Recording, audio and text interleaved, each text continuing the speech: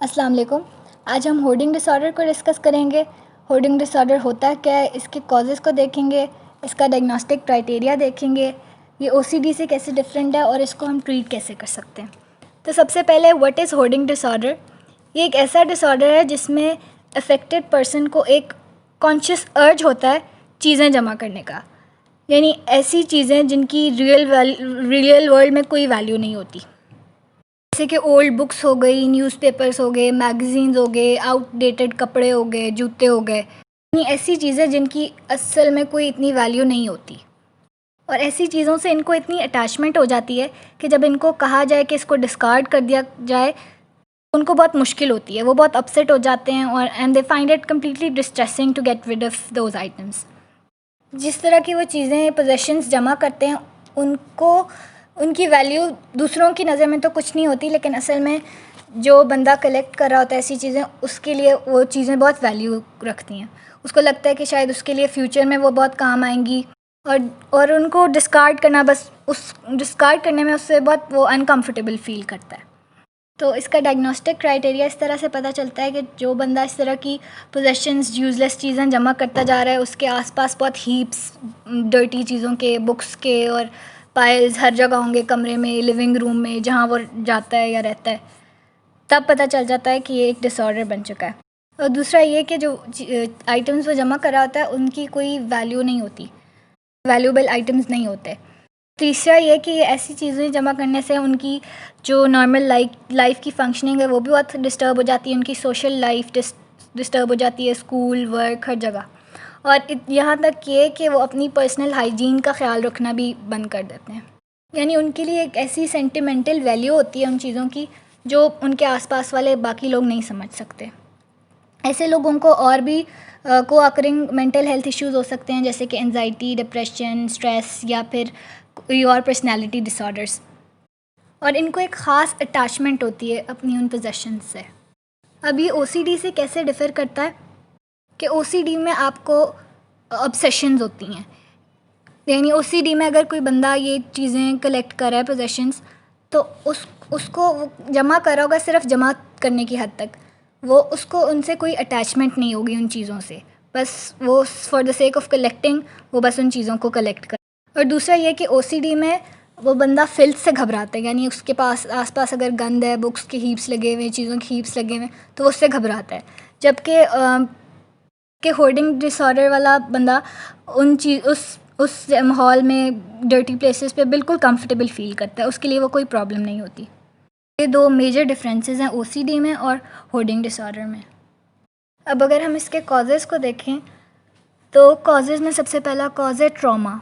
कोई भी past trauma, किसी अर्ली स्टेज पे लाइफ में कभी कोई अब्यूज़ हो, सेक्सुअल अब्यूज़ हो, या फिर कोई इमोशनल निगलेक्ट हो, उसकी वजह से वो अपने उस पास्ट ट्रॉमा को इग्नोर करने के लिए वे फाइंड आउट कर लेता है जिससे वो अपने आप को डिस्ट्रैक्ट कर सके, यानी एक तरह का अपने लिए और प्रॉब्लम बना लेता है जिस पे वो उसके लिए आसान हो जाता है फोकस करना as compare to the past trauma.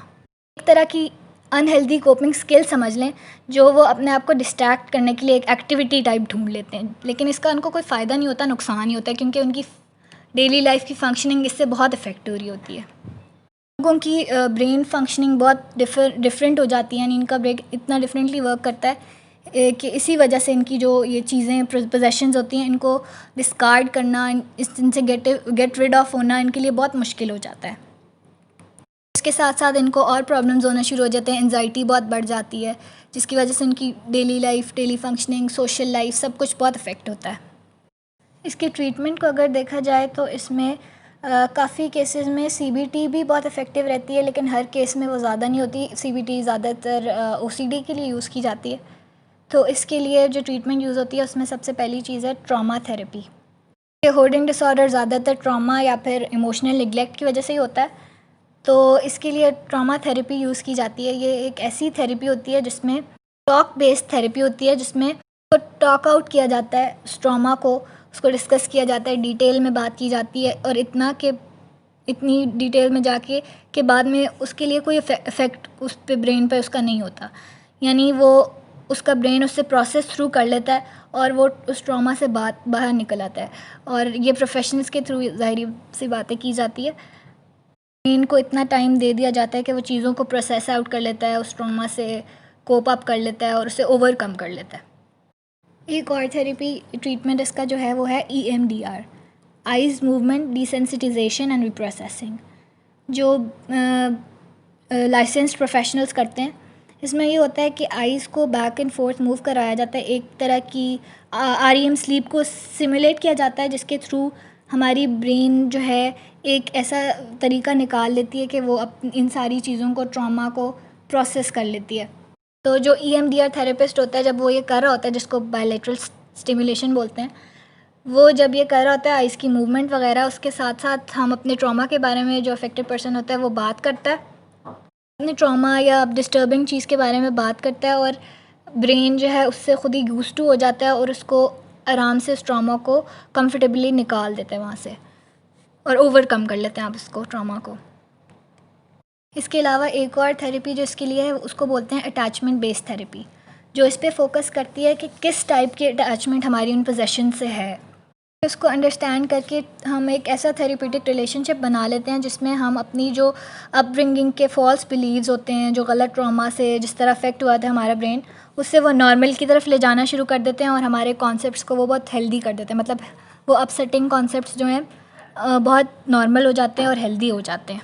यानी अटैचमेंट की टाइप अंडरस्टैंड कर करके वो उसको, उससे अटैचमेंट हटा देता है और फिर जो अफेक्टेड पर्सन होता है उसके लिए आसान होता जाता है अपनी चीज़ों को डिस्कार्ड कर देना, और उनसे वो इमोशनल जो उनकी अटैचमेंट टाइप होती है वो कम होती जाती है आहिस्ता आहिस्ता, और वो फिर ट्रीट हो जाता है।